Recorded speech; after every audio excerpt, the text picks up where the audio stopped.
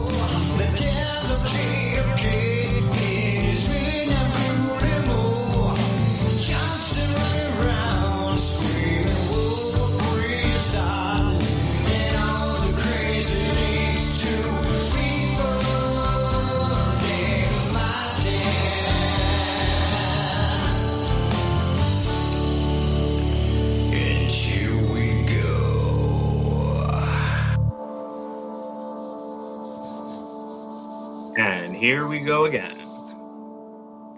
What's up, everybody? Welcome to the show. This is episode number 267.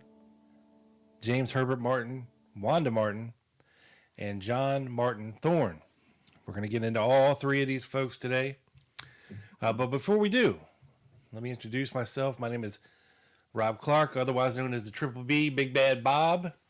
And along with me today is my buddy, co-host, Joey Scars, Mr. Joe Borelli.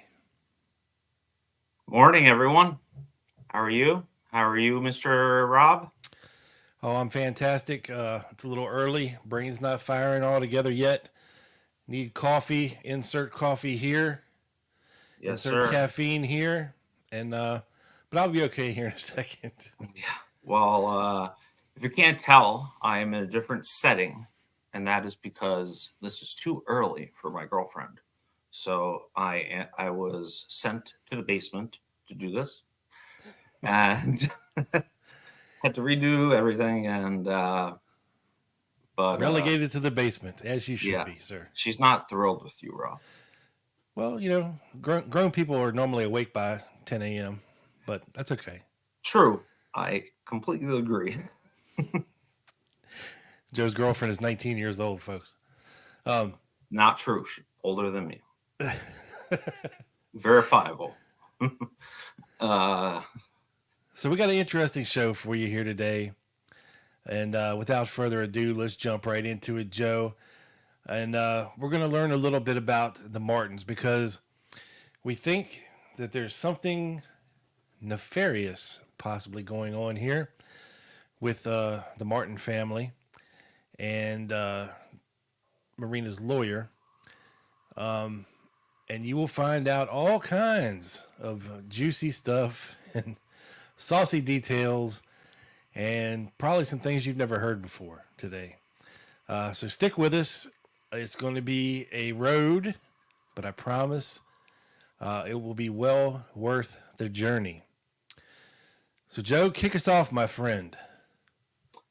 Well, this lovely assistant hotel manager, credit card salesman, and man of many trades, Mr. James Herbert Martin, here. It's a great picture, escorting Marina in to testify in the Warren Commission. This would be early February 1964. And he looks like a serious guy, doesn't he, Rob? Well, you know, I've always said on my show that a picture is like 1/10 of a second captured in time. So looks can be deceiving. I mean, he could actually be very happy. And I'm sure he was this morning after heading into the Warren Commission hearings.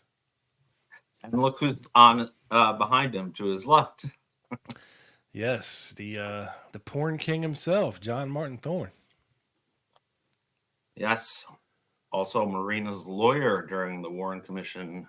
Yeah, and we'll get into that, folks, because it kind of plays into some things. So, but before we do, we're going to talk a little bit about James Herbert Martin because he's a very mysterious person, very, and we'll show you why.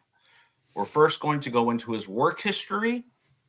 We're going to go into how he convinced the Secret Service to let the Oswald family stay at the Six Flags Inn, where he assistant managed. And we're going to talk about his wife, who has some very mysterious questions surrounding her, to say the least. And also Mr. John Martin Thorne a little bit. And it will be one hell of a ride. So I think work history is going to be the first slide. This is what we Joe, before we get there, just to piggyback on what you said there, I had always thought that, the Secret Service had orchestrated and made the decision to take Marina to the Six Flags Inn on their own volition. But in actuality, it was James Herbert Martin who orchestrated this through some contacts in the Fort Worth Sheriff's Department. But we'll get there. I just wanted to throw that out there real quick because that was always a misconception to me. I thought that they made that decision on their own You would volition think they somehow, but yeah, that's not the case. A lot of weird things happened here, but as we'll get into. But this is a graph of what we were able to find about James Herbert Martin's work history, and we did a lot of digging. There's a lot of documents on him, but he was born in St. Louis, Missouri, in 1926, and his first work history we have. Well, he was in the Army, or we have his draft registration card in June 1945. He apparently gets married. There's two different dates on Ancestry, actually, which says he got married in, I think it's 1942 and 1948. But anyways, 1956 is where it really gets interesting. He's transferred from the St. Louis Hilton, the Statler Hilton Hotel, to Dallas. And there's not a ton about him in almost 3 years.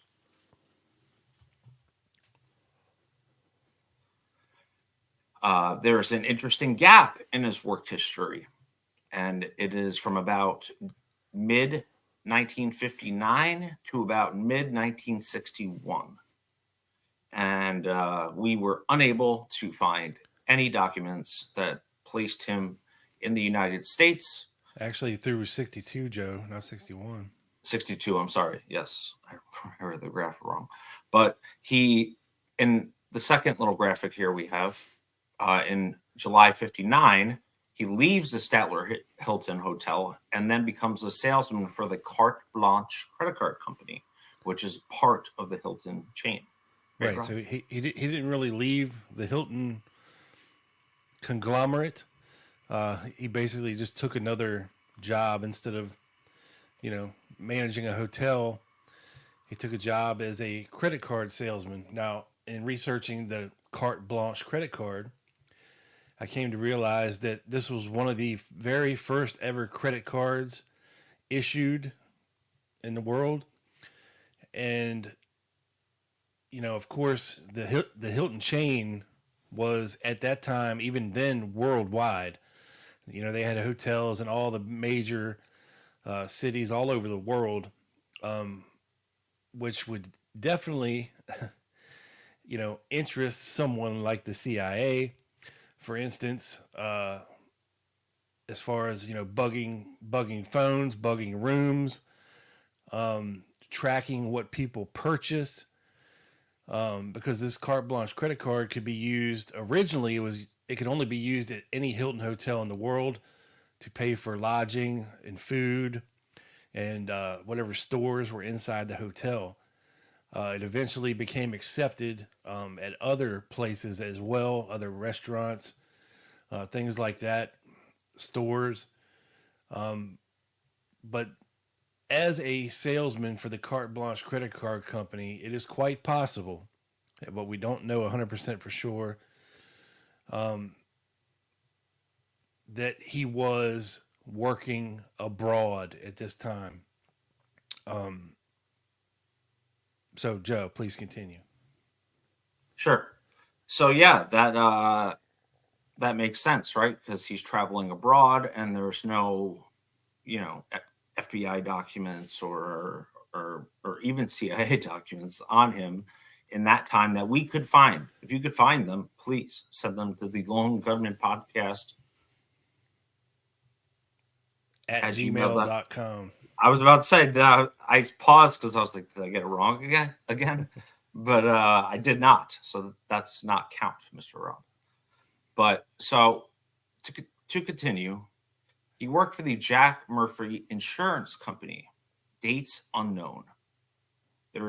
We couldn't find a document that stated his dates that he worked there. We believe this was what is commonly known now as a side hustle, if you will, upon returning to the Dallas area in 1962. Yes, and one of the earliest documents we have says that he was working there um, as of December 1963. But to take a little step back to 62, he was the manager of the Gay 90s Club in Dallas, which was a private bottle service club where, they sold alcohol. And yeah, there's a lot of interesting things about the Gay 90s Club that we're going to show you. We've looked into that. I've mentioned its And connection gay to doesn't just mean homosexual here, folks. It also no means that happy. So no, it's actually so the Gay 90s was a term that was created in the 1890s when it started to be more acceptable to, drink in public. no, to do the other thing with other Oh, to be people gay. that aren't of the same, Oh, well, I trying to retract be my previous statement then, Joe. It does have to do with uh, gayness. I don't know. yes, yes, that's it. I looked into like where that term came from, and there are bars today. Like there's It's just one a very overt title for a club. right, Instead of but it like the was a Blue very Oyster shady or one. something. It was a very shady one, and he happened to work there for 1 month, according to documents we have, in May of 1962. And then on May 28th, he was promoted to resident manager of the Six Flags Inn. So this Well, now, is Joe, let me just interject here real quick. sure. Um, when we're talking dates here, folks, these are very not reliable dates. These are coming third hand.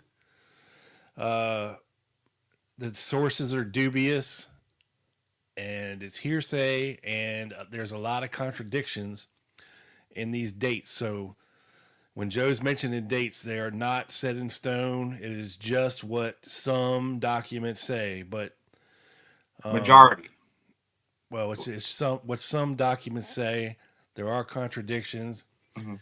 and there are confidential informants who are not named. Yeah. Where some of this information comes from, but we'll get there. Yeah. So of course you can't be 100% sure of the motives of a confidential informant. And yeah, but these dates do come from documents that we thought were the most relevant, I should say. Maybe not the majority, but like I said, there are tens of thousands of documents, but very few on his work history. And we're going to get into that next here. Real quick, Joe, before we move on, can you back up to that last slide real quick? Sure.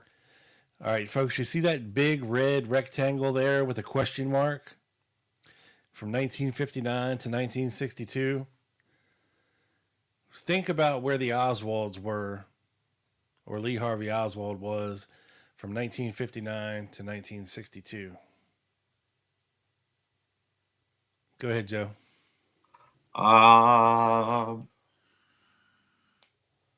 Romania? No, another R1.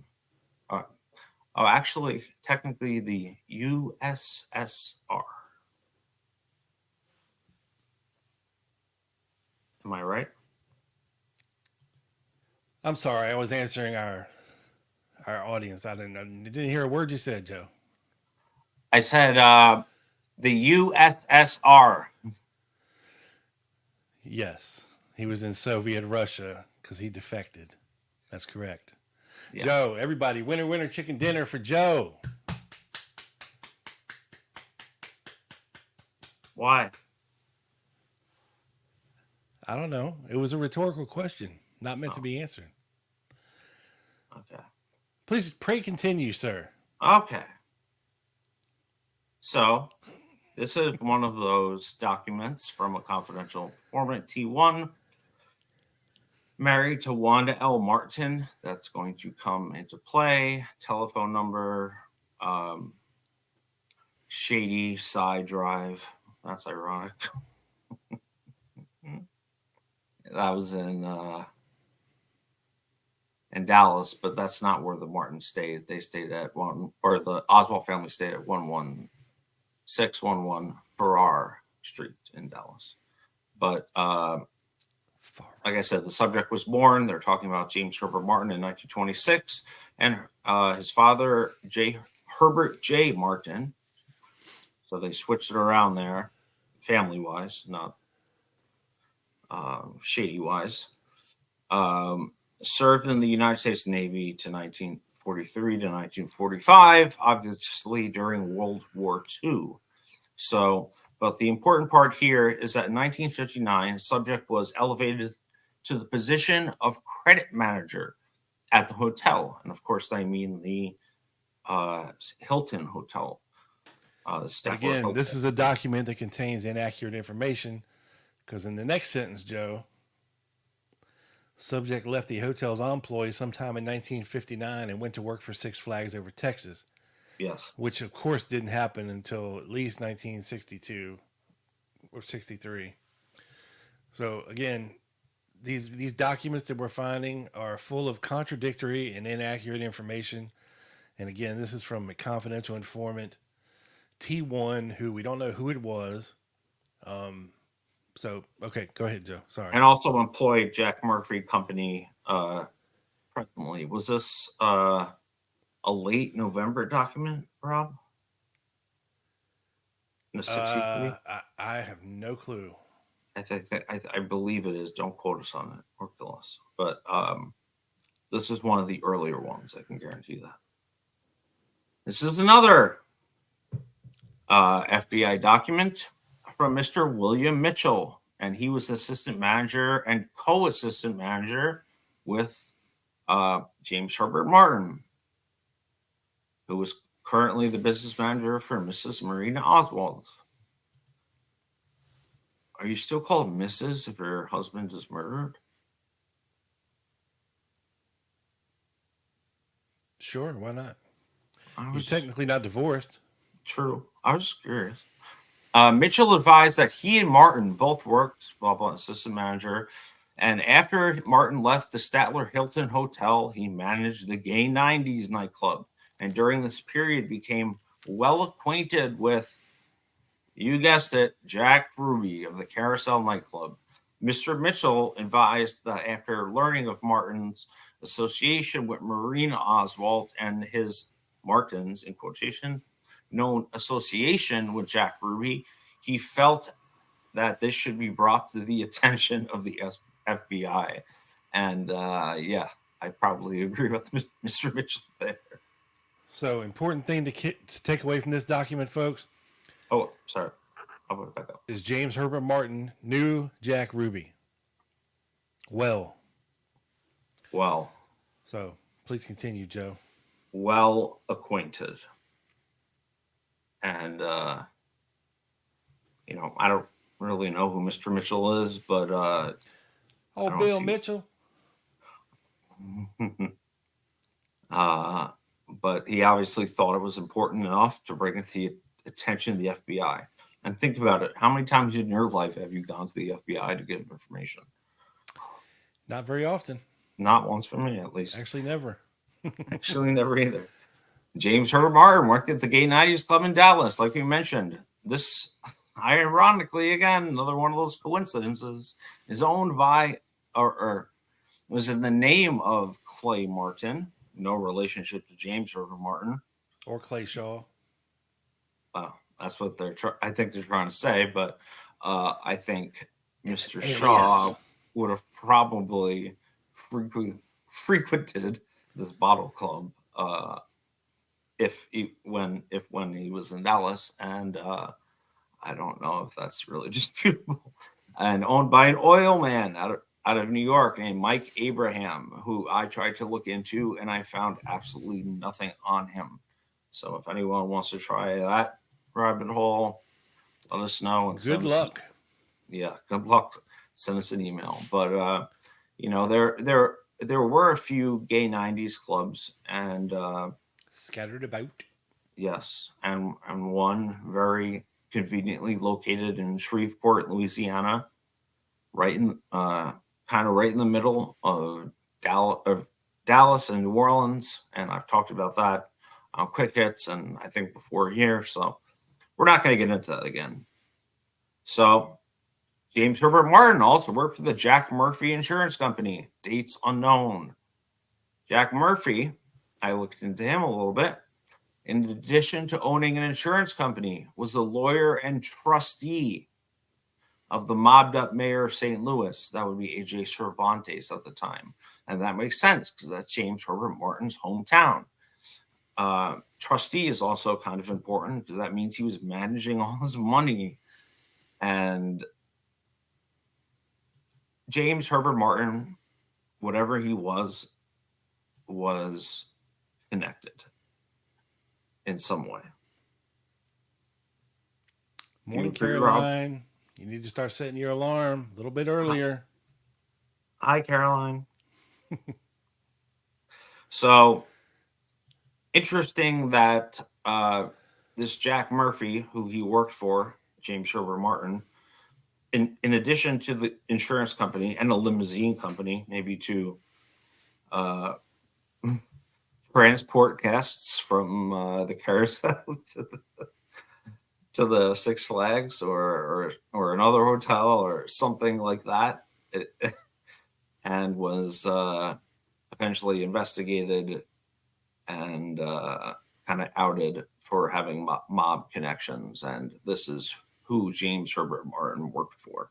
So James Herbert Martin was connected. Definitely. Ties with Jack Ruby. Ties to the Fort Worth Sheriff's Department. Ties to... what else do we have here, Joe? Oh, okay. Sorry. I thought we were going to talk.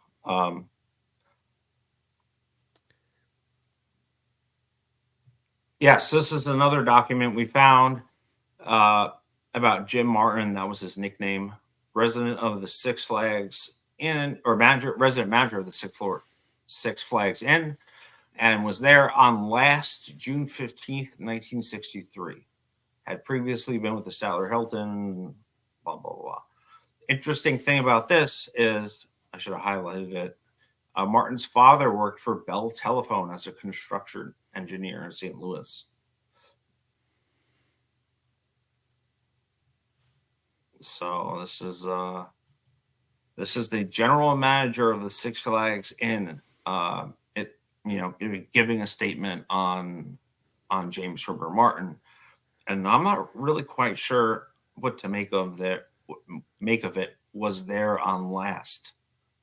Is that first or last? Like, we started June 15th, which would make sense with our timeline. He ended the gay 90s and sometime in May. I don't know. What do you think, Rob? As I said before, these dates are all over the place on these documents. It's hard to tell which ones to believe and which ones not to believe. The only thing I can say about it is, you just have to take them all into consideration and see where they lead you. And yeah, I mean, it's interesting that Martin's father worked for Bell Telephone in St. Louis. But again, after our talk with Larry, I don't think it really has any bearing at all on the situation we're going to be talking about here in a second. Yes. So one of the most fascinating documents we found was a DPD memo from a detective to Ganaway and Ravel about James Herbert Martin. This was on memo is dated December 2nd, 1963.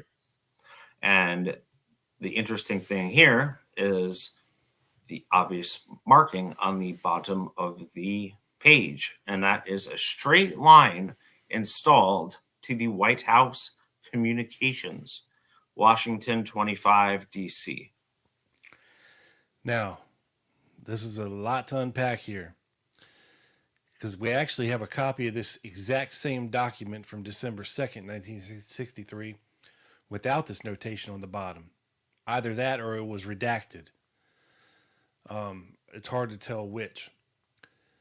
And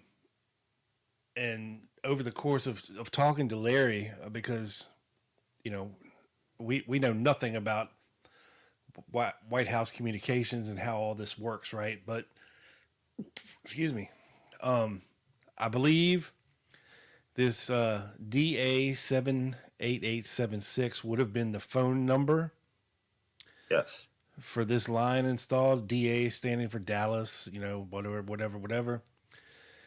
And when you think, at least when I first heard about White House communications, I was thinking, okay, this is a direct line to the White House, but that's not necessarily what it means. There's actually a lot of White House communication buildings, not only in D.C., but throughout the country, and they're numbered. Some as high as 96, I've seen, building 96. So if you look at this where it says Washington, D.C. here at the bottom, you'll see the number 25 right after Washington. This is Washington 25, D.C.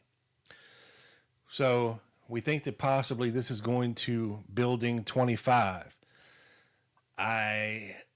In the course of talking to Larry, he sent us a blog that was written by a former White House communications officer who was active in 1963. And it's a very interesting blog, and we'll link it up over at Locals for really nerdy folks who want to check it out. But there's all kinds of interesting stuff about how White House communications worked back then.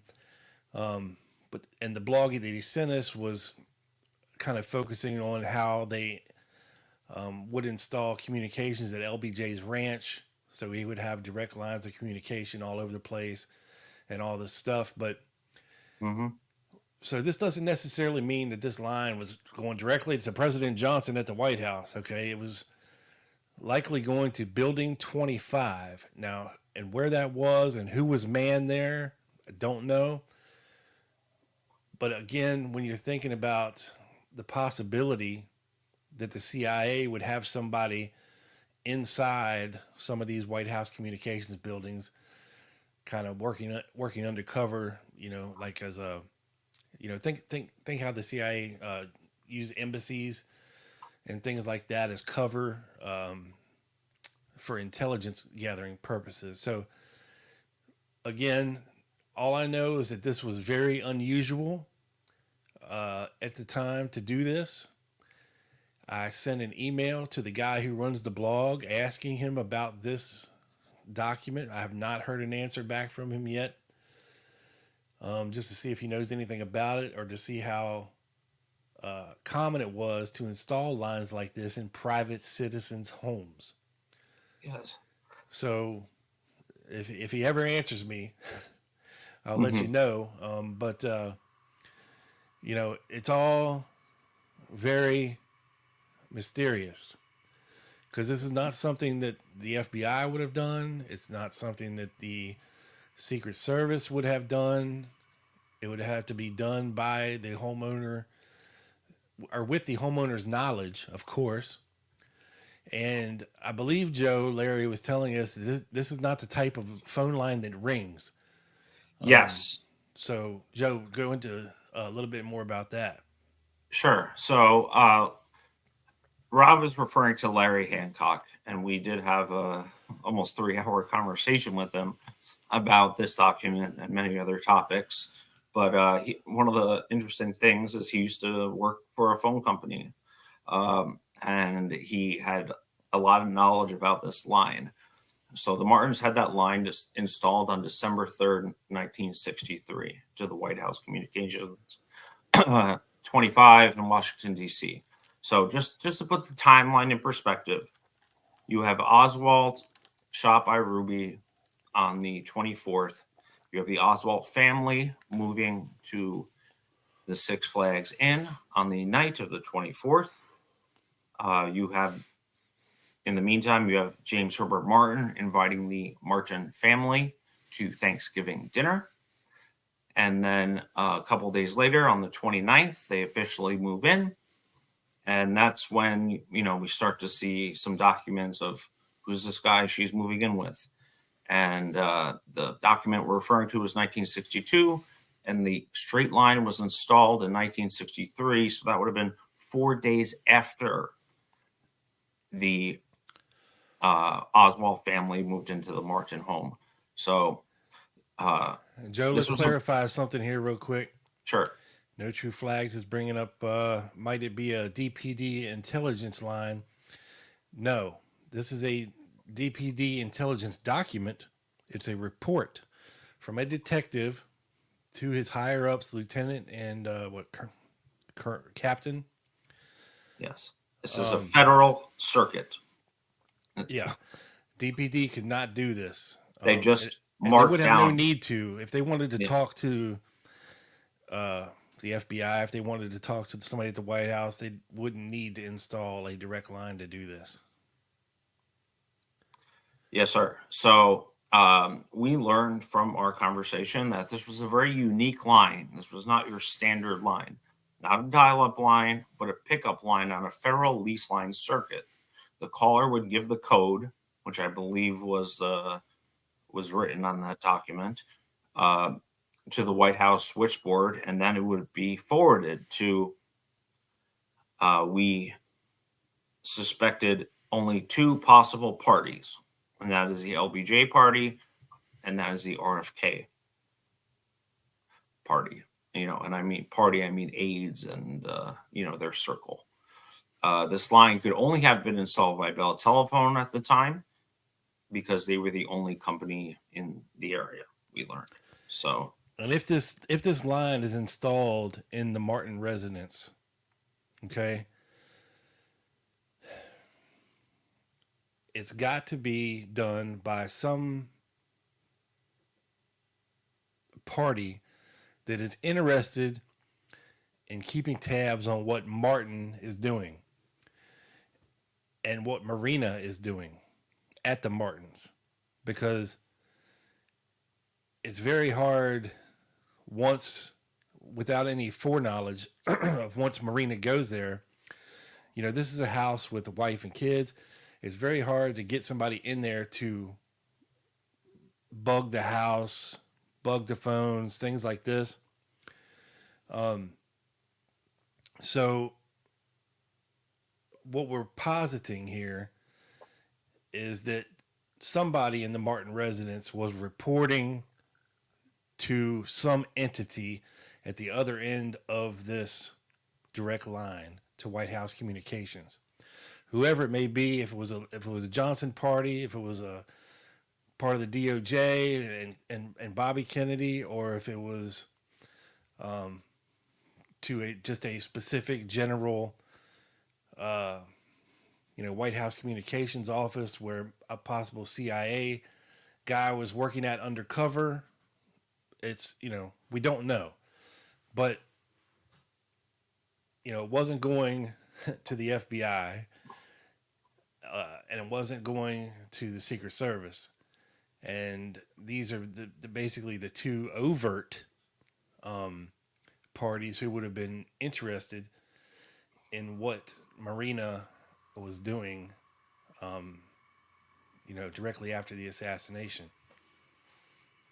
Yes, Rob. And Mr. Hancock told us a lot about how LBJ was always reaching out to different parties. He reached out to Parkland Hospital to check on Oswald's status. He was always not afraid of making direct calls to anyone. But RFK, I think, the community kind of thinks that he was so despondent. He couldn't really. He was so upset. He couldn't really be active and be doing things during this time. But as we learned, he was very active during this time to even try to contact the Russians through back channels. And I think just as a poo-pooer, I don't see the benefit or the logic in a Dallas police detective writing on a report to his superiors that on a James Herbert Martin Marina document that the DPD had a direct line to the White House installed in their headquarters. That makes no sense whatsoever. It's more than likely referring to the Martin residence, which the report is about. That makes more sense than, a detective notating to his superiors who would have likely already known if they had a direct line to the White House installed at headquarters. It wouldn't have been done from the Martin residence for the DPD to the White House. So just right. just poo-pooing you there a little bit. No true flags. No.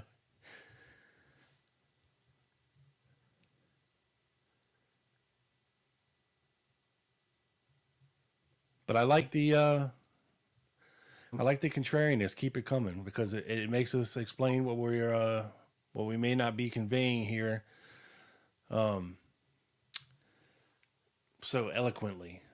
Yes. Would you like? We're of course not done with Mr. James Herbert Martin. Would you like to move on to Mr. John Martin Thorne quickly, sir? Absolutely. John Martin Thorne, the king lawyer of Midwestern for porn. Yes. Oh, I'm sorry. Go ahead. Yes, and these are two pictures, one of him in his younger days on the left and one of him on his right. This is, of course, the cover of the Time magazine article in February 14th, 64, or, a weekish after she testified to the Warren Committee. And looks like a serious guy, as most lawyers are, to be fair. But he has some interesting stories.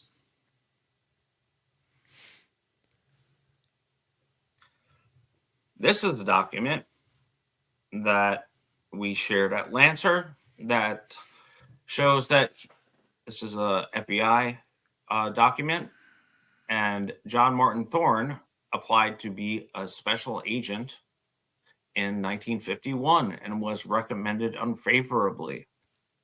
So, and what was the reason, Rob? Well, he was let's just say, he loved to shoot porn and sell porn out of cheap motels. And even in this FBI report here, a paid confidential informant advised on March 1st, 1958, that 2 males and 2 females appeared at a tourist court and had taken about 3 reels of film from a car and into the tourist cabin. PCI believes that these persons were showing the films and possibly making other films. Now, I don't think they were shooting any Hollywood blockbusters inside of a cheap, seedy motel, Joe. I mean, do you?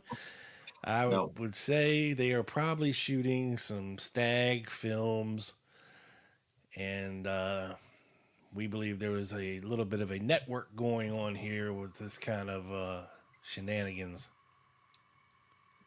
Yes, definitely. And I have messaged his son trying to get more information on John Martin Thorne. His son is a pimp too, by the way. Yes. He has like a 20-year-old girlfriend. I respect it a lot, Mr. Thorne. If you listen, don't come after me. I'm not singing that, Tim. Don't bait me. Yeah. See that, Joe? Right. If... So we're going to go back to Mr. Martin's testimony. And of course, Chief Justice Earl Warren, this testimony was recorded actually, but he instructed it was to be deleted from the record and tear up the tape. And of course, he excused himself, as you'll see in the Warren Commission documents, and let Mr. Alan Dulles conduct the hearing. I give Mr. Thorne my regards, please. Yeah. So I have let too the much- former head of the CIA take over questioning of Mr. Martin. And go ahead, Joe. Yeah, who might be that. And so one of the questions that was asked was, how did you come in contact with Mr. John Martin Thorne? Oh, I'm James Herbert Martin. Just a passing acquaintance. Did you say anything about it to the Secret Service agent, Mr. Gopaz? I don't know how to say that, so that doesn't count.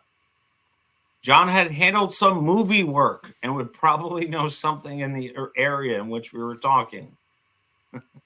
Of course, they were trying to make as much money as they could from book deals. Well, you missed the very first line here, Joe. I had known him from an association at the inn. I did. It has to do with handling movie work. So, one of the cheap, seedy motels that Thorne was shooting his porn in was probably Six Flags over Texas. Yes. And Definitely. I'm sure... Thank you. That's why I have you here. From Mr. Martin's character, that he probably was the main star in several of these movies, as we will come to find out. Yes. And one of the as we start to get into Mrs. James Herbert Martin's wife, Wanda L. Hobbs Martin, I want to just post this little snippet from the Warren Commission. Did you discuss this proposal with your wife before you made it? That is, Marina and her 2 kids moving into a house with 3 kids already. Mr. Martin, no. And I don't know if that's a 1963 thing where you don't have to ask your wife anything, but I think a lot of people will get in trouble to do that.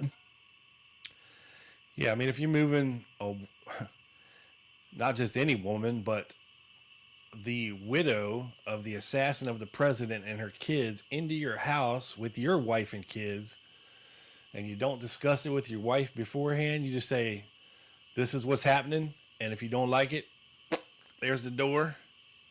Yeah, probably wouldn't go over too well at my house.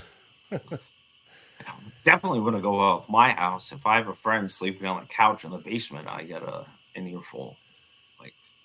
Well, and he was very forward, if we can use that word, with Marina at the Martin residence. Yes, and so you want to talk a little bit about DC now and what happened there?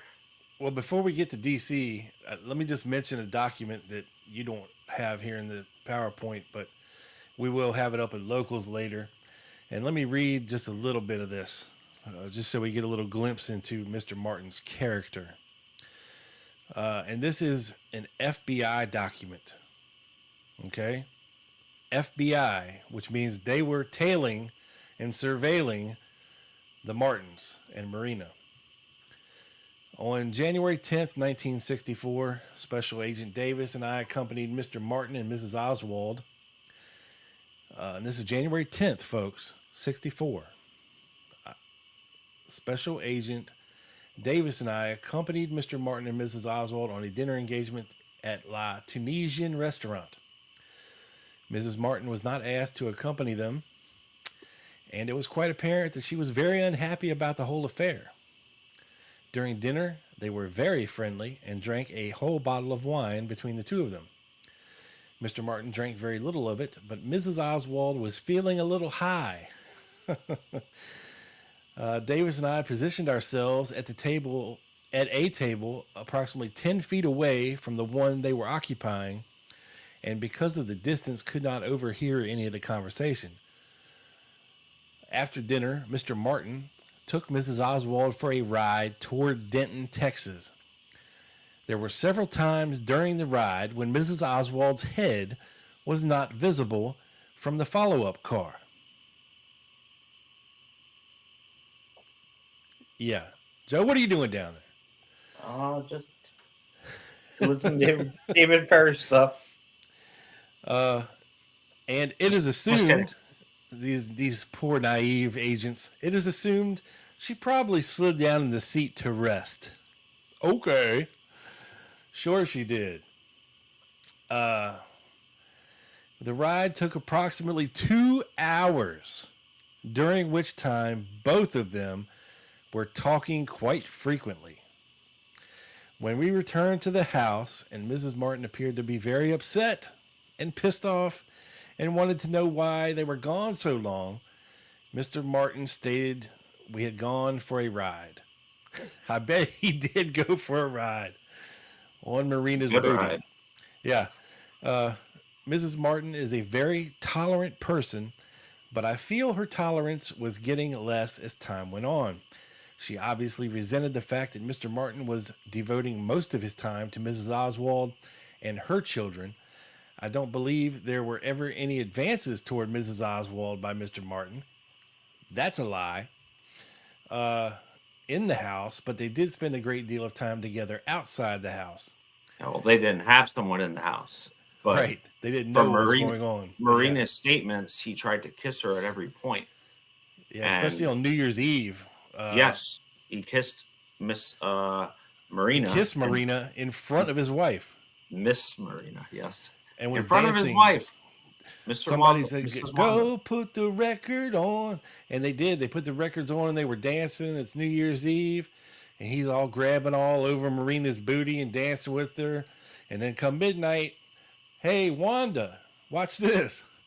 Come here, Marina. Right in front of his wife.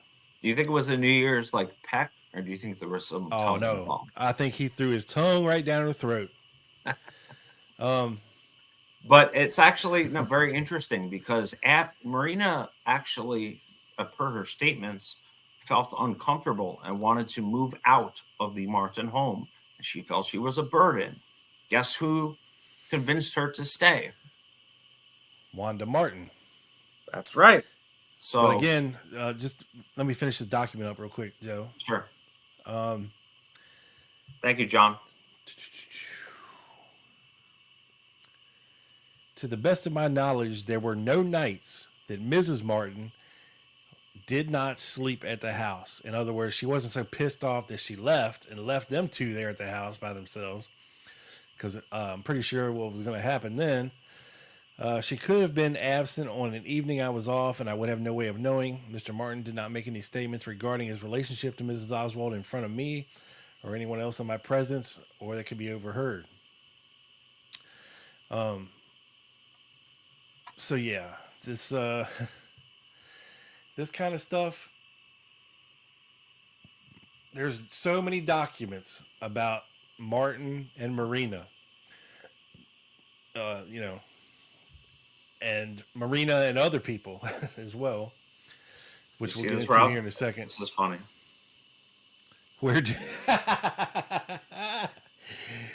Yes. I would say funny. Down into the straight. Yeah, down and to the left. Yes, down to the left because you would be passenger. Yeah, on the right side. Yeah, down and to the left. So you have half of it correct. That's funny. Yeah, it's and there is no record of them aside from this document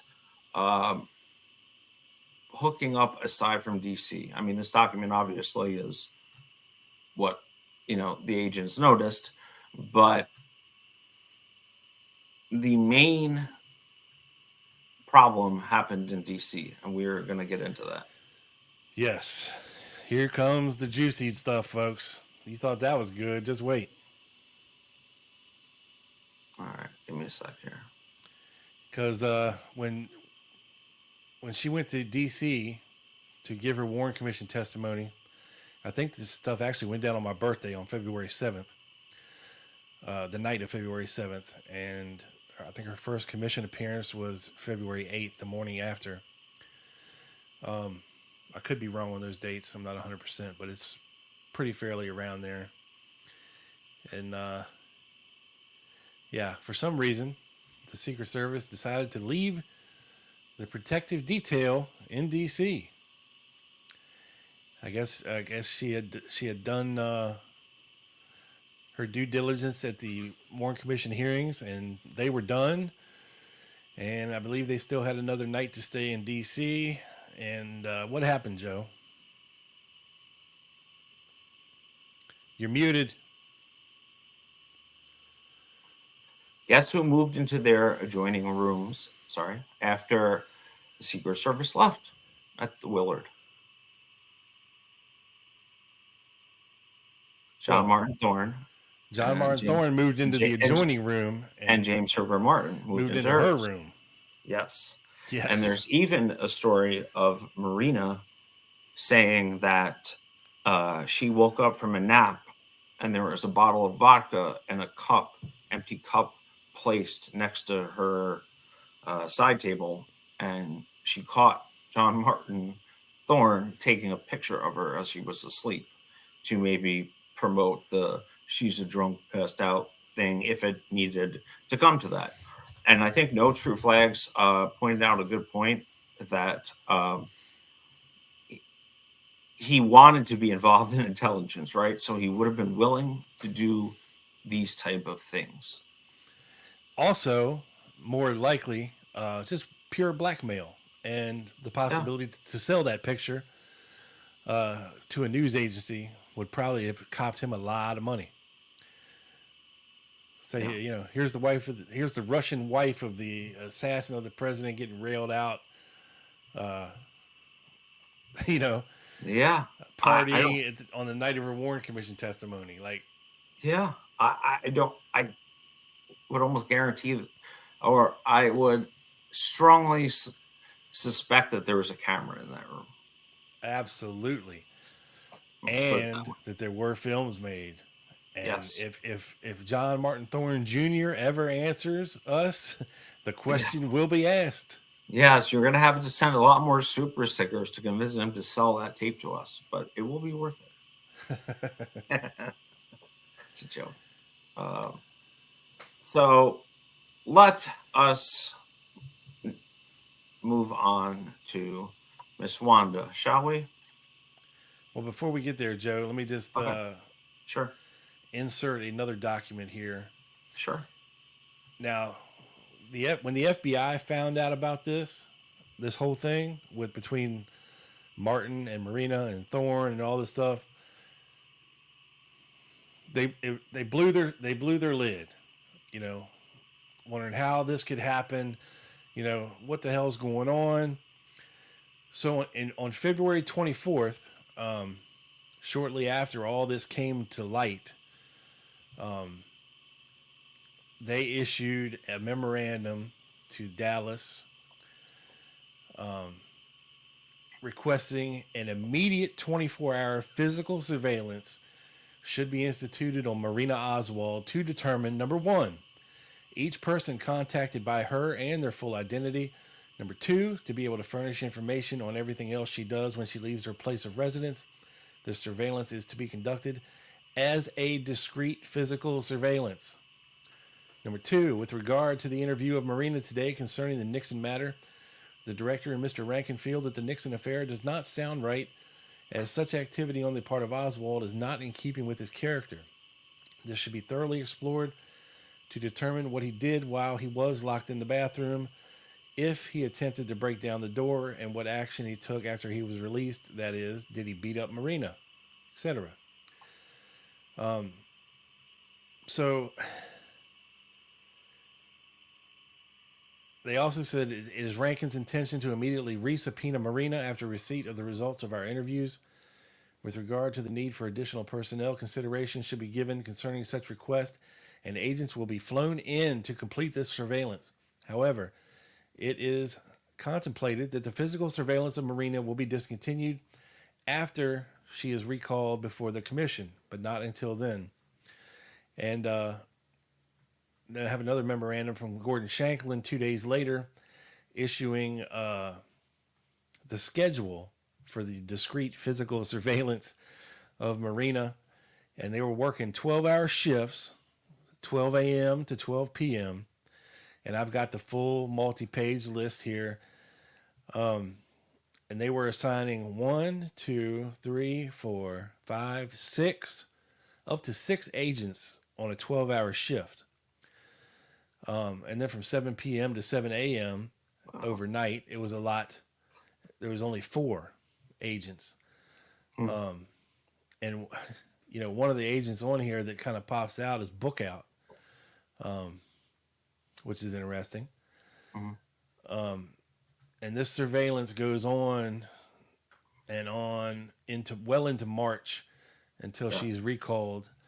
But they are clocking her 24-hour surveillance, physical surveillance, undercover, which means that they don't want her to see her surveillance. Yes, and I think that brings up a great point, right? So you just mentioned how much effort was given into surveilling Marina post-Warren Commission.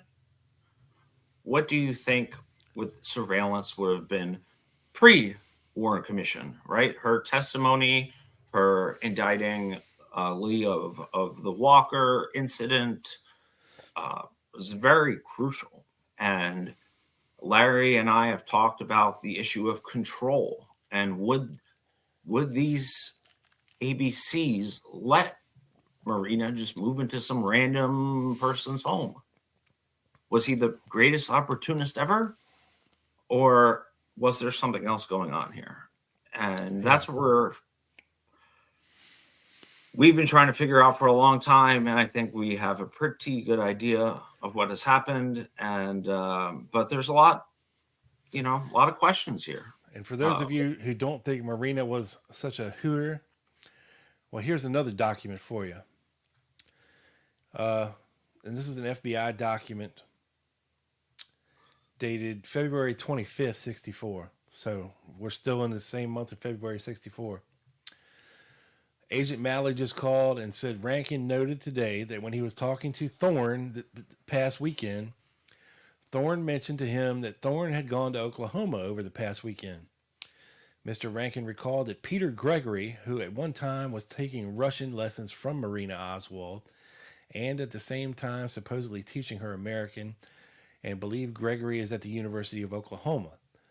Also observed at this time there were several occasions where Peter Gregory would take Marina Oswald out at night, and he was speculating as to whether or not Martin might have come to the University of Oklahoma to talk to Peter Gregory to establish that Marina might have been promiscuous with Gregory, wondering whether we could discreetly find out where Martin went this past weekend. Would you have any idea on this? You might check airlines and give us a call on the dates. So, yeah, he was jealous. They are checking into things, you know, and apparently Marina was handing it out to everybody all over town with an American accent or even a Russian accent. So, but yes, go ahead, Joe. Okay. Well, should that lead us into Miss Wanda L. Hobbs Martin? Yes. So the reason, folks, as Joe works on pulling this up, there it is. The reason why we might think that James Herbert Martin could have possibly had some CIA ties is because of his wife. So let's get into her. Sure. So Wanda L. This is a DPD memo dated 12/7/63 from a detective in the Criminal Service Bureau to Ganaway, and I guess Ravel and some other people were CC'd or through, whatever that means at that time. I don't think there was email. So She is the former Wanda L. Hobbs, daughter of Mr. and Mrs. Othel Hobbs, who live in Missouri. Remember, James Herbert Martin is from Missouri, so that makes a lot of sense. Well, hey, Joe, do you know what CC means? Yeah. What? Including on the email. No. Incorrect, sir. You're still a little young to remember back in the days when CC means carbon copy. So back when they used to type this shit up on typewriters, right? They used paper that had carbon copies. So you wouldn't have to type something, 5 times. You could have copies. So CC originally means giving, doing it up on a carbon copy paper on the typewriter so that somebody could get a copy. Like say, hey, give a copy to CC Joe Borelli. You would get a carbon copy of the original typewritten report. Wow. Yeah. I did not know that. There's your history lesson for the day, sir. You learn something new every day on the Lone Gunman podcast. So,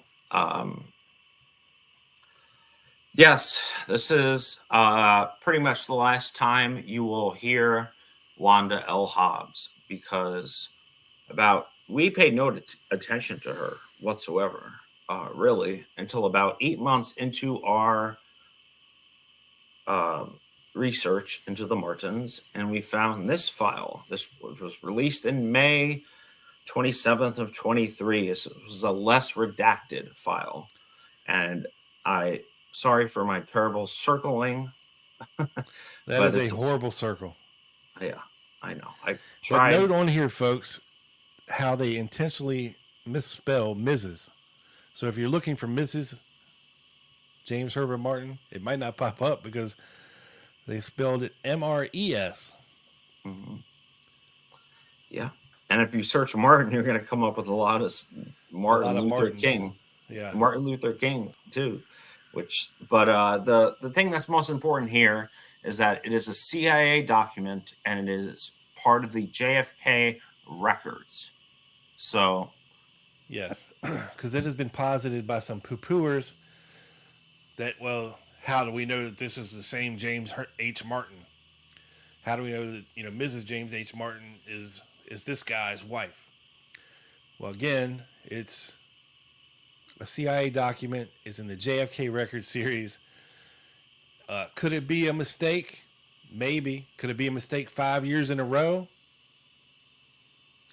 I doubt it. But we'll get there, I promise.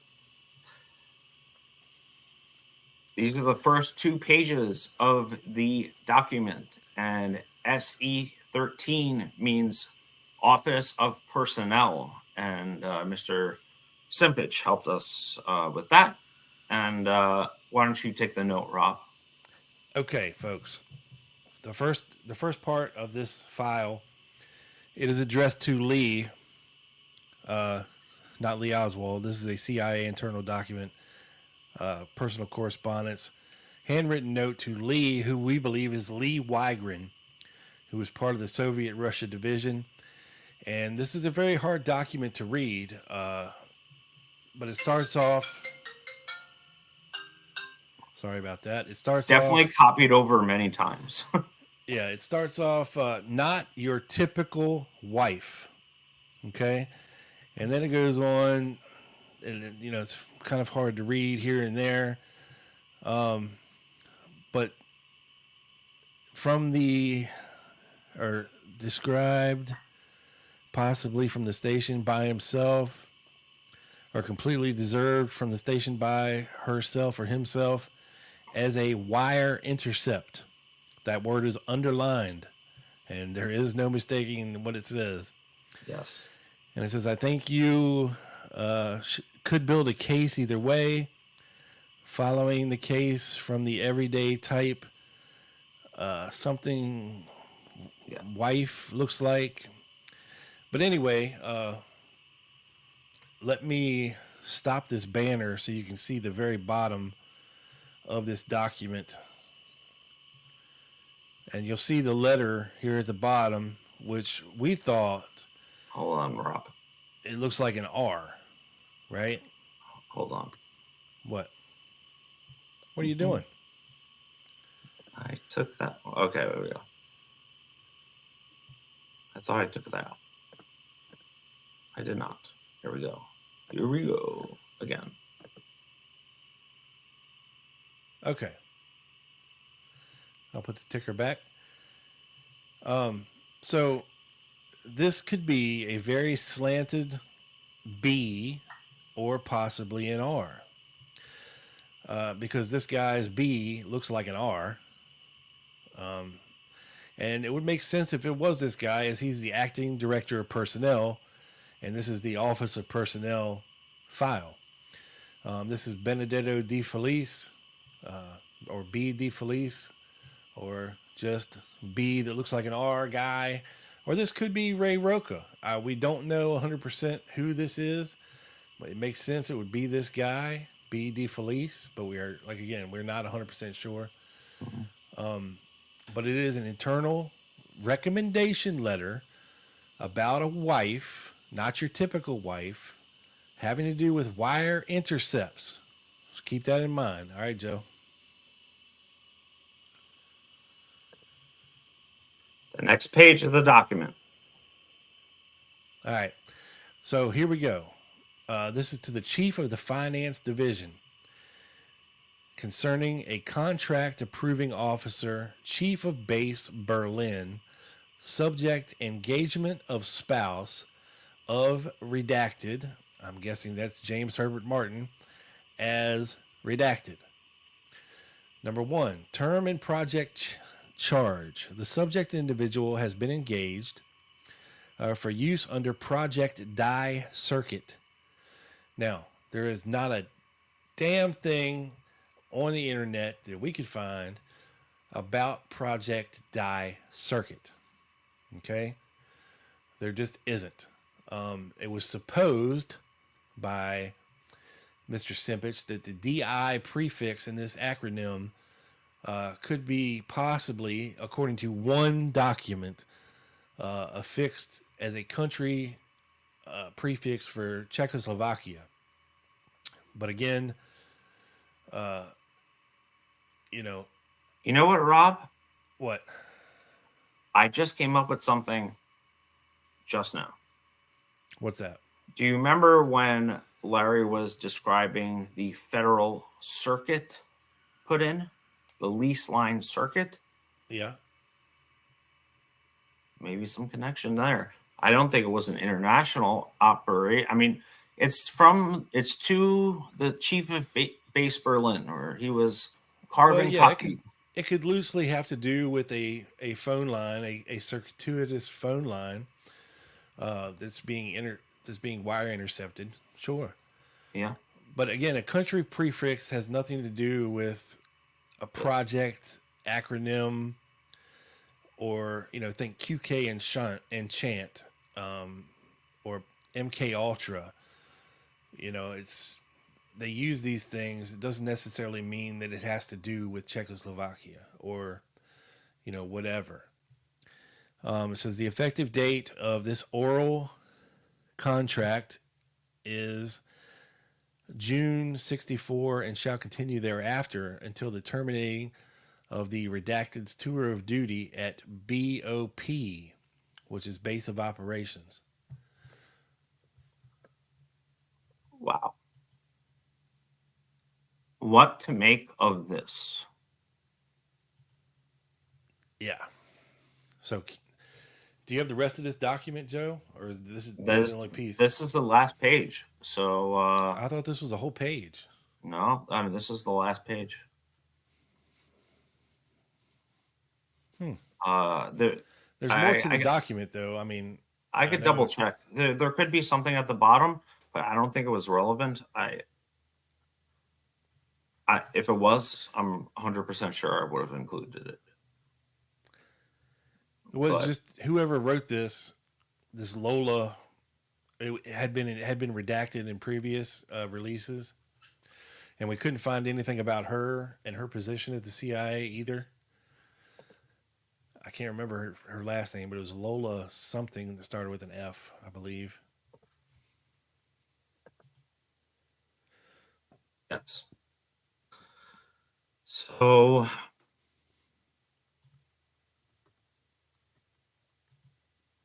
yeah, that is a document which would indicate that the spouse of Mr. James Herbert Martin was uh, under oral contract by the CIA in June of 64. And of course, Marina had moved out by 64. So, by June of 64 of the Martin home. So, you have to wonder if that's back forward dated, or maybe she knew the Russian language and helped surveil after. Um, I'm not sure. It's a fascinating document, and that's what fascinated Mr.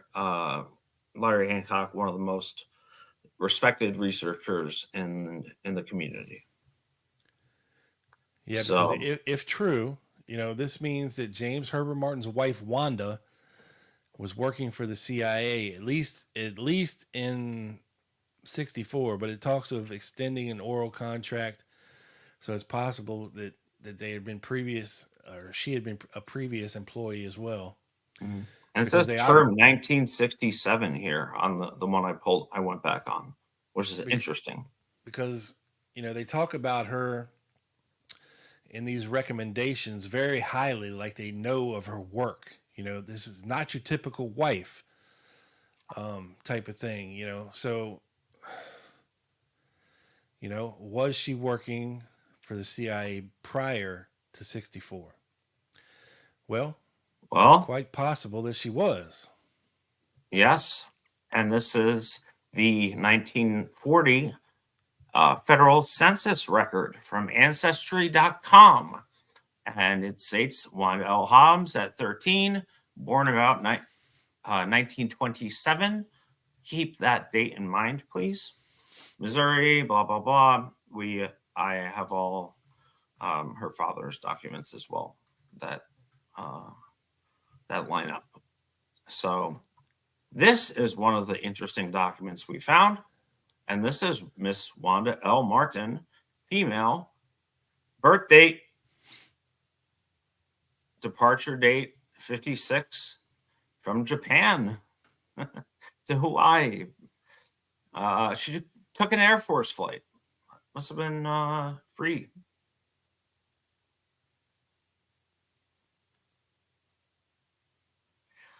This is another one where she went into New Orleans from Rob. Don't make me do it. You can do it. Maquetia. No, you can't Maquet- do it. Maquetia. I know. That's pronounced Makisha. Makisha. Yes. And No, I have no idea how to say that either. okay, cool. So Maquetia. that doesn't count. And arrived in New Orleans in June of 62, of all places.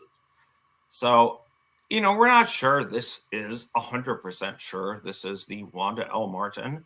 Here's another list from 1959 of a 5-person Martin party, including James with different middle name initials, traveling from Japan to California.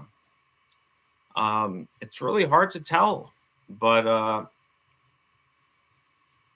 there is definitely a trend of Martin parties traveling around. And that will kind of segue us into our next thing. I'll stop sharing for now. And The maybe next Rob. one is intriguing, folks. So, Joe, let's hop on the SS Mazdam, shall we? Want to hop on? Whoop, whoop. Let's go for a ride. What? Do you want to talk about the terror sauce first? Yeah. You pop that up real quick. So, it's not out of the realm of possibility that the Martins had worked previously as a wire intercept team, because we have evidence of other husband and wife wire intercept teams working for the CIA. This includes Mr. and Mrs. Boris Tarasov, as one of the CIA's husband and wife teams. The Tarasovs had the job of translating and transcribing conversations in the Russian language going in and out of the Soviet embassy by telephone in Mexico City. Okay?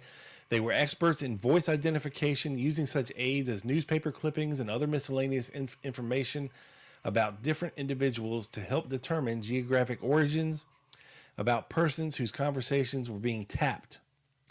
The Tarasovs were directly involved in the translation and transcription of the Oswald conversations, although the specifics have become dim in Mr. Tarasov's memory. So again, folks, it's not out of the realm of possibility for the CIA to use husband and wife teams on wire intercepts. Okay? Yep. Just wanted to establish that. Yep. And again, in talking with Larry, he made a very good point that it would be interesting to see if we could possibly find somewhere in Wanda Martin's past that she knew Russian, or she took classes in Russian, or she majored in foreign languages in college, or something like that. That'd be great. It's like a if we could language find class. Yes. Yeah. Or maybe her family had Russian had a Russian background. Maybe they were Russian immigrants. We don't know. But it would be great to find something like that. But again, you know, when you have 20 different things pointing in a general direction, you know, it's not like we just have one thing that we can, and we're making the speculation that, oh, they're a husband and wife wire intercept team. This has to be her, you know. Based on one thing, that's not the case. We're basing this, as we're laying this all out for you folks, at least 20 or 30 different points of contention here, pointing to the fact that there's something going on here with the Martins and the CIA. So pray continue, Joe. Sure. I will get to the Mazdam. Whoop, whoop. All right, so let's hop on the SS Mazdam. When I first found this, I could not freaking believe it. Okay, I was ecstatic. Joe, I don't know if you remember that day or not. Yeah, we had a 2-hour like, conversation on the phone. Dude, you're not going to fucking believe this. Okay? Just in the course of looking through. Now, the SS Mazdam, folks, is the boat that the Oswalds came back from Amsterdam to New York on. Okay? And look at the passenger list. You see all these crazy ass European names, but then one pops out at you. Right down here towards the bottom, it's highlighted for you. Martin, J.H. Martin. Party of 5. That's 4 plus 1. Yes. Okay. And also point out to the crossed out rate, the discount he seemed to have gotten, maybe because his daughter was like under 12 or something. She was and like other, 4. The other she two was counted as adults. She was 3 or 4 at the time. Yeah. So that would line up with their family, but continue. Yes. So it's insane that, okay, take into consideration what we know, that the CIA had offered Mrs. James Herbert Martin a job through Project Die Circuit, Berlin Station, wire intercepts.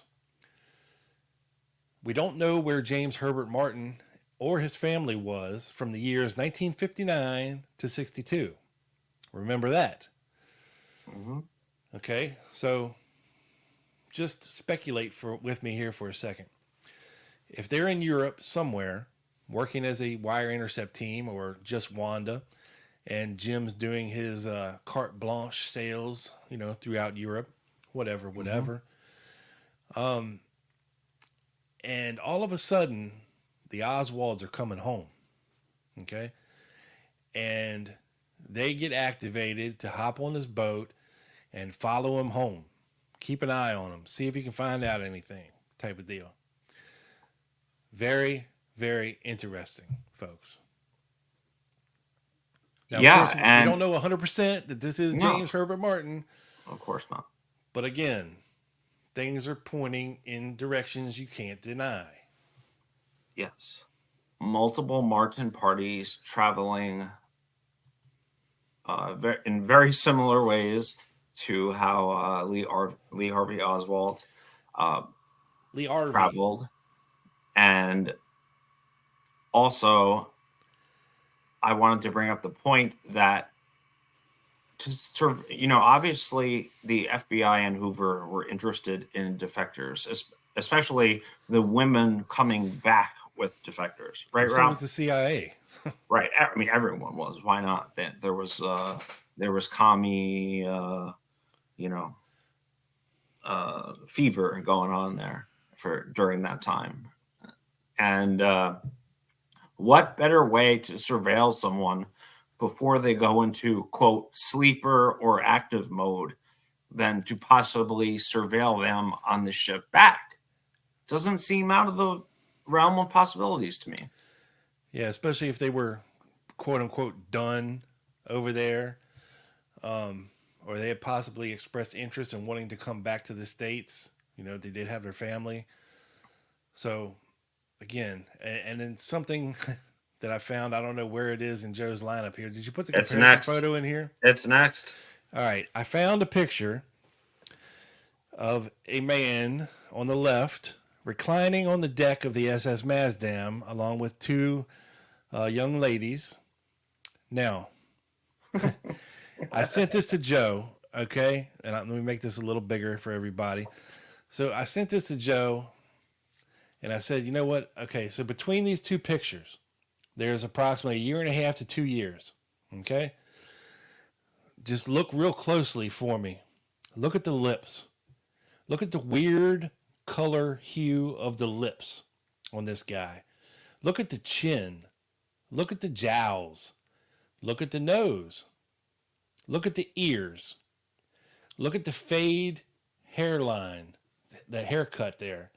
And notice this wavy shit he's got going on the top of his head here. And you see the same kind of wave on the back part of this guy on the left's hair. Okay? Now, Joe said, well, the hairline's a lot different. Okay. Maybe the one on the left is just a hairstyle. A lot can be done to cover up a widow's peak like this. Yes. And then possibly, 2 years later, he's decided to go for the slick it back look, whatever. Mm-hmm. Who knows? And I'm not saying 100% that this is James Herbert Martin on the Mazdam, but damn if it doesn't look like him, at least to me. I mean, yes. There's nothing that stands out like it couldn't be him. Like, he doesn't have a Roman nose, or he doesn't have a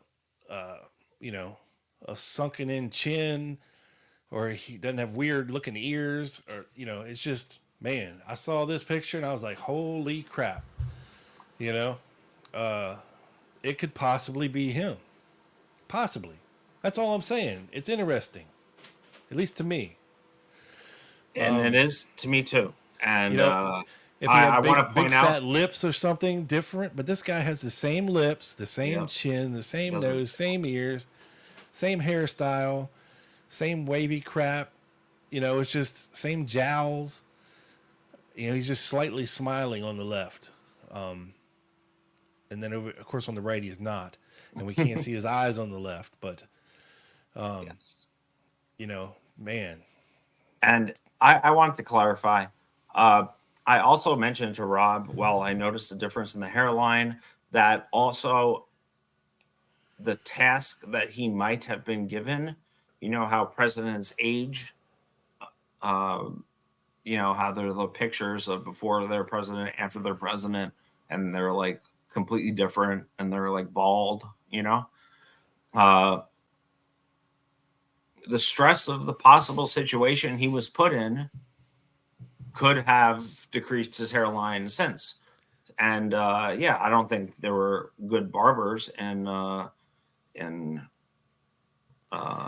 seems like the same kind of sign of he seems like he'd be the same the type of tool who would wear a suit on the deck of a ship, an ocean-going ship. He just seems Yeah, like that guy, you know? and next to two women, which would kind of indicate that this was a sham marriage. And I also noticed if you look at his hairline above his ear, it turns a little gray, kind of like mine. Also the same on the right. So Yeah, when I'm not saying it's 100% him, but damn if it don't look yeah, like him. we're not saying that. But it's very weird. He's very well built in both pictures, and just a very interesting thing we found that we wanted to throw out there. We don't want to muddy the waters, but it's just very interesting. And at what point does it stop being a coincidence? Yeah. It's not like we just have one thing. It's not like we just have this photo and we're saying that James Herbert Martin was on the Mazda. No, there's, several other factors, including his name on the manifest. So take it for what you will, folks. Yes. Do we have any questions from the crowd to address? Scott's got something, and that's why I said it looked more like a hairstyle, Scott. Like, you can do a lot to hide a widow's peak, like Donald, you can do the Donald Trump swoop with comb over, or, push your hair down in the front and comb it to the side kind of thing. And it was a windy day on the Mazda. As you can see from the photo, his hair was blowing all over the place as well. It's long. You can imagine you're on a giant ocean liner in the middle of the ocean. There's going to be wind. Yes, no true flags. That is from the right date. Ear matches. Yeah, I mean, there's nothing to me about those two comparison photos that stands out that say this could not be the same person. Like the one doesn't have a different nose, one doesn't have a different chin. The lips, to me, or lack thereof of lips, and the weird sheen or the color of them coming through in both black and white photos it's uncanny, for sure. I agree. And I guess we could add that to the list of things like, Rip Robertson in Dealey Plaza, and him being known to always be on the missions, right? Didn't he defy orders to go on the Bay of Pigs? Yeah, this photo evidence is always subject to interpretation, and Yes. it's not definitive either way of Oswald in the doorway or Miltier in Dealey Plaza, Rip Robertson in Dealey Plaza, and so on and so forth. 100% of the people are not going to all agree that it's the same person. I'm just saying it looks pretty damn close to me, and possibly could be. Seeing as how we have a J.H. Martin on the ship. Yeah. No True Flags is asking who was taking photos.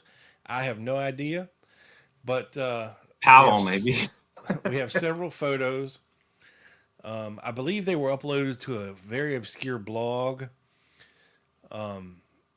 by either someone associated with the line that the Mazda was on, or was a passenger. I can't remember which. But we have photos of Oswald eating lunch by himself in the Mazda dining room. There's other photos of other passengers eating as well. There's photos of people sunbathing on the deck in a suit, stuff like this. But yeah, it's all very interesting. And also you have to point out that if, and this is an if, James Herbert Martin talked with Oswald or met with Oswald, maybe Marina was in the room looking after the kids, he was dead by then. So he wouldn't be able to say, hey, I know that guy. right? Yeah. And if Joe, if you want to talk for a second, I want to try to find this photo of Oswald on the Mazdam to show everybody Sure. while you run some interference for me for a second. Interference, beautiful. What type of? All right, but James, as you can see, the pattern we've shown you is that there is a gap between James Herbert Martin's work timeline that very closely coincides with the time Lee was in the USSR. We have a possible James Herbert Martin on the Mazdam. We have Marina and family post Oswald's death moving into the Martins. We have the whole Wanda CIA connection. We think there's a lot going on here other than a possible opportunist. And that's what we talked with Larry about. Was he an opportunist, or was he just trying to make money? He was a connected guy who was able to, nudge his way into having Marina stay with him and, take 10% for the big guy. Although, no, he had 15%. I'm sorry. 10% was for Thorne. And actually, Robert Oswald had 5 or 10%, depending on what document or book you read. But he was present during the signing of the contract with Mr. Thorne and with James Herbert Martin and Marina. I think this was on December 9th, 1963. So that would be approximately about eight days after she moved in with him. And then, of course, James Herbert Martin uses international business connections, possibly from traveling with the Carte Blanche credit card company, whatever he was doing during those couple of years, to reach out to those international contacts and set up deals for books, for interviews, for stories, and that's the thing we're trying to really nail down. We think there's a lot more to this guy than is in the documents, and we're trying to look deeper. And like always, we implore you to try to help us. If you have any documents, please join our locals chat, which will be in the description, and share with us some documents that we will be sharing. Our James Herbert Martin, John Martin Thorne, and all other relevant documents, the comparison pictures in the local Dropbox. And we have probably over 50 documents on James Herbert Martin alone. And some, one I think is 80 pages and one is 100 pages. I've read them both. A lot, some of it is repeating, but it is very interesting, and those documents will all be on locals, and we hope you can try to help us try to figure this out. That's right. Now, Joe, I found the picture. I'm currently downloading it from I emailed it to myself, and let's see if I can be able to share it here for the world to see.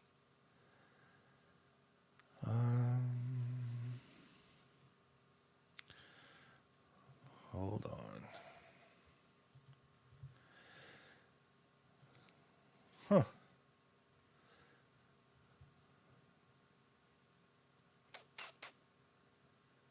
Sorry about this, folks. You know how these things go. Preparation and all. Hey, for once, it's not me. No, but you could help a brother out by talking while I'm looking for this. Okay. So we have about, I want to say, 10 travel records of Wanda L. Martin and Martin parties through Ancestry.com travel and immigration records that we have compiled. and we are currently in the process of determining which ones could possibly be Wanda. So, All right, folks, here it is, the much anticipated Mazdam photo. If you'll see our boy here on the all the way on the right eating by himself. Now it would be awesome if this doofus here with this weird hat on was James Herbert Martin and Wanda and family, but it's not. We're not saying it is. It doesn't look like him.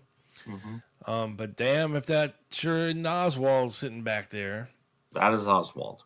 Now, the story is that Oswald didn't let Marina come out of the room very often. For whatever reason, I don't know. But that's definitely Oswald on the Mazdam, folks. And there's a lot of pictures from this Mazdam stuff that have surfaced in recent years. Look at his hairline. It's so straight.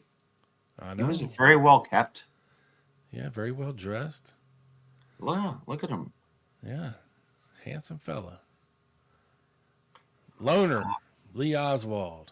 I There you think go. that this would be the perfect time for a random person to come talk to him. Say, hey, what's up? Can I sit with you?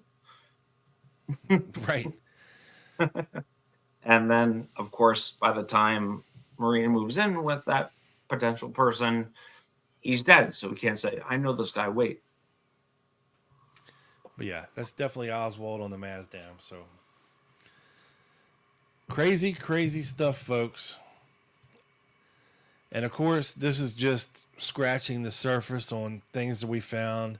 There is a metric F ton of documents associated with this whole thing because you got the Secret Service, you got the FBI, you got the CIA, you got DPD, all interested in what's going on with James Herbert Martin and Marina and Thorne and Mrs. Martin, and all those documents we're gonna put up over at Locals for everybody that's members there.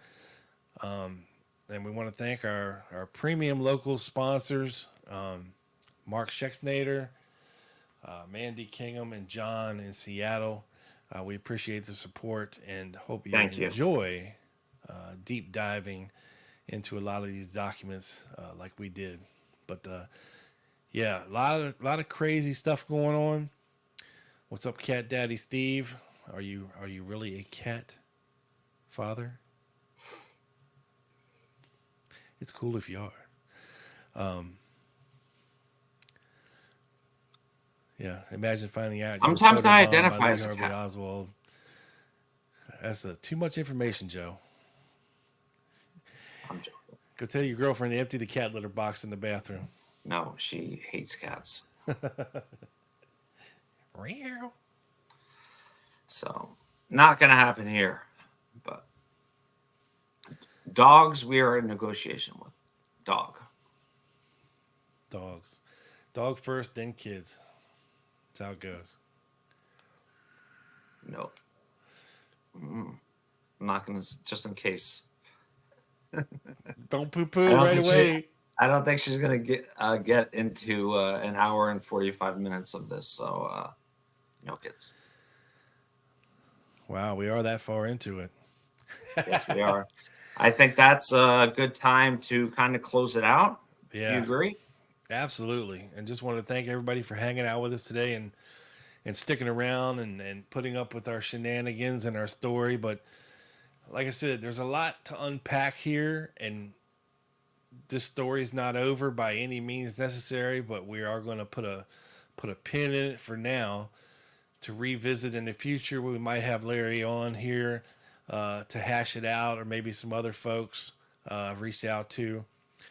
So stay tuned. There's always more to find out, and if it can be, because everybody likes to think that, okay, the Paynes or Ruth Payne, kind of babysat Marina or watched over her for the CIA. And people think that the DeMorn Shields were doing the same thing with Marina and Lee. It's not out of the realm possibility that somebody had tasked the Martins to do the same thing with Marina after the assassination. So,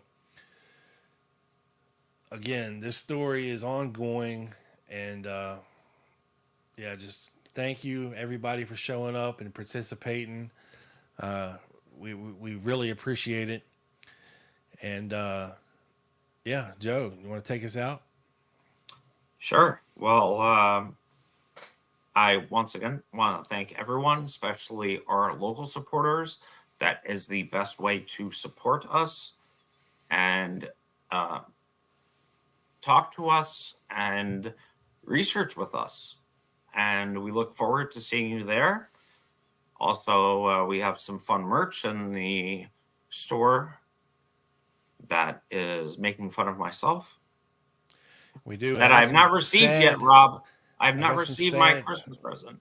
Well, it's not Christmas yet. Yeah, well, you're running out of days because today's Saturday. There's no mail on Sunday. There's not going to be any mail on Monday. So, is it going to come today? Well, I've got good and bad news about the merch. The bad news is they nixed my Ruby design. He would just eat them and stuff. They nixed it under copyright. Can you believe that? That's my own design. But anyway, that's the bad news. The good news is, for the merch side of things, January 3rd to January 7th, everything in the merch shop is going to be 24% off. So just hold off a little bit longer. And after the first of the year, January 3rd through the 7th, everything in the store, 24% off just for you. No code needed. Yeah, that's a quarter off. That's not anything to sneeze about. Ain't nothing to sneeze at there, Joseph. Nope. So will we close it out with the song? Are you going to sing it? No. I could sing along and air guitar during the solo, but If Roger's still here, he can sing, but we definitely cannot sing. But Roger can, and here he is. Pa pa pa pa pa pa pa pa pa pa pa. Peace.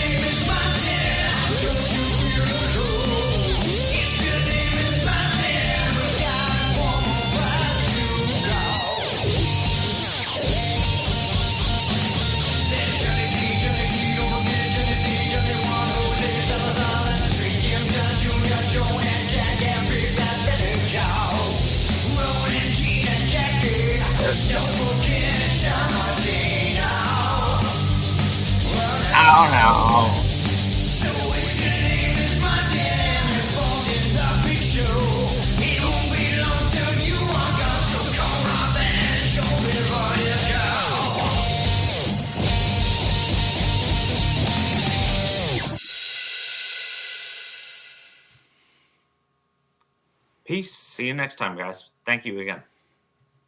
Holla.